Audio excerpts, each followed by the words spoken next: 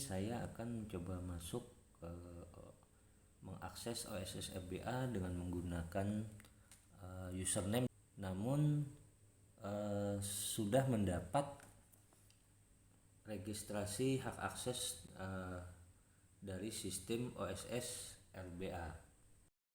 Untuk masuk ke halaman OSS RBA, nah di sini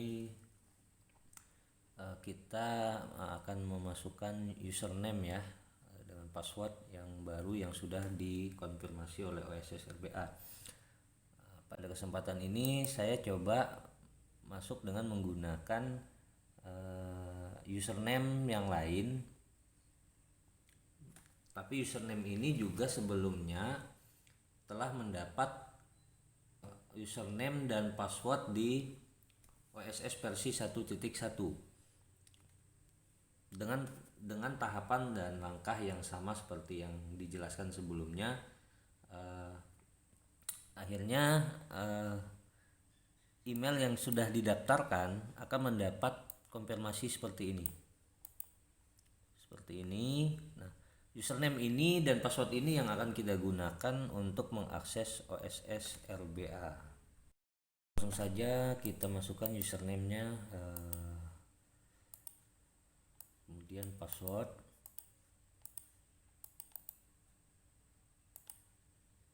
dan masukkan kode captcha.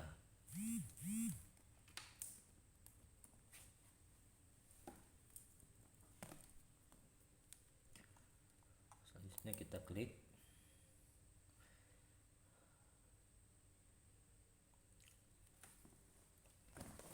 Masih berproses. Nah, sekarang kita sudah login ke halaman dashboardnya,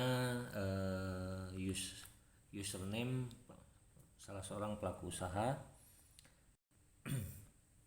Nah, username ini sebelumnya juga telah memperoleh NIB dan IUMK dari OSS versi 1.1. Nah, salah satu fungsi dari proses pendaftaran kembali atau penggantian username dari versi 1.1 ke OSS RBA ini adalah sekaligus memigrasi data. Di sini ada beberapa menu pilihan, ada beranda, perizinan berusaha, ada permohonan, perubahan, pengembangan, perluasan, pencabutan, pembatalan, dan pemenuhan persyaratan. Di bagian ini ada laporan LKPM, fasilitas impor. Nah, ini adalah bagian pelacakan.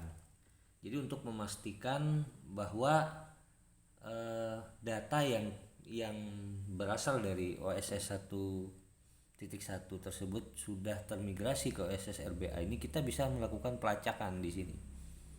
Kita klik aja ini perizinan berusaha di bagian pelacakan ini. Nah, akan muncul data seperti ini.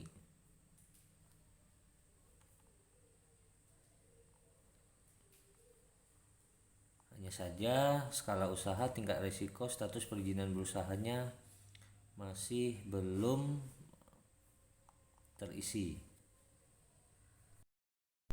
Kita kembali ke beranda. Nah, sebelumnya kita telah mendapat NIB dan IUMK dari OSS versi 1.1. Di bagian halaman depan ini, di sini ada NIB, sertifikat standar, izin dan persetujuan lingkungan. Kegunaannya adalah untuk membedakan perizinan berusaha yang kita ajukan.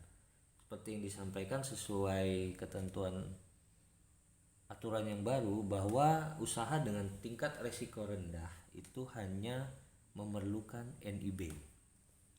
Tingkat usaha sedang dia juga memerlukan sertifikat standar, sampai dengan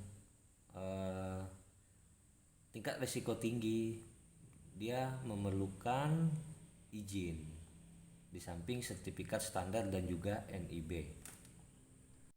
NIB ini adalah bukti registrasi atau pendaftaran dan identitas bagi pelaku usaha dalam pelaksanaan kegiatan usaha. Dan NIB ini wajib dimiliki oleh seluruh pelaku usaha, baik yang perseorangan maupun non perseorangan. Misalkan pelaku usaha UMKM harus memiliki NIB. Nah, begitu juga perusahaan komanditer atau persewaan terbatas atau badan-badan usaha lainnya. NIB ini fungsinya sama dengan KTP. Kalau KTP adalah sebagai bentuk identitas kependudukan, nah NIB ini sebagai bentuk identitas usaha. Jadi harus dimiliki. Ini kita akan mencoba membuka apakah benar username yang kita masukkan untuk login tadi memang sudah memiliki NIB. Kita klik aja di bagian NIB sini, klik 2 kali. Ini akan berproses, sistem akan membaca. Ini adalah tombol bertulisan cetak NIB ini. Dengan kita mengklik bagian ini, maka NIB yang sudah kita miliki atau yang dimiliki pelaku usaha ini akan secara otomatis ditampilkan oleh sistem OSS LBA. Bagaimana bentuknya? Kita lihat sama-sama. Lagi mutar. Nah, ini teman-teman.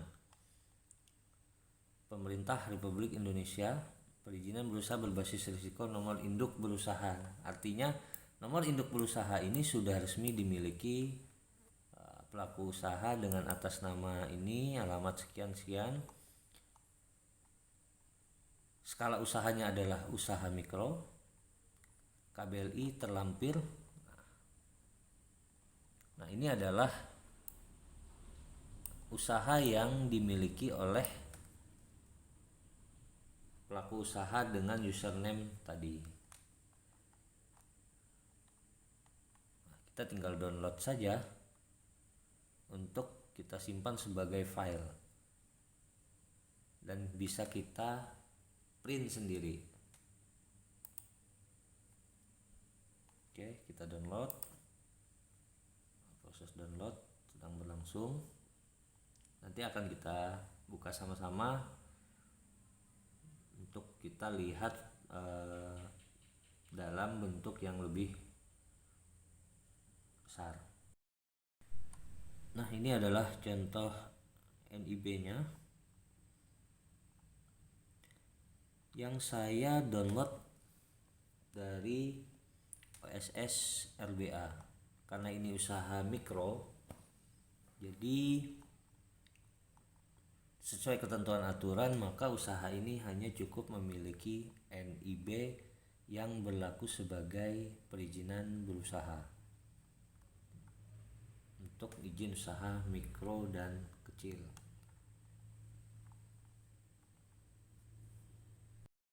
Itulah tadi simulasi yang bisa saya bagikan pada video kali ini. Mudah-mudahan di lain waktu saya bisa membuat video untuk panduan atau tutorial pendaftaran baru di OSS LBA untuk mendapatkan NIB dengan tingkat usaha skala risiko rendah. Dan karena ini berlakunya secara online, kita harus tentunya menyiapkan data-data yang digunakan sebagai bahan untuk mendaftarkan NIB di sistem OSS LBA ini.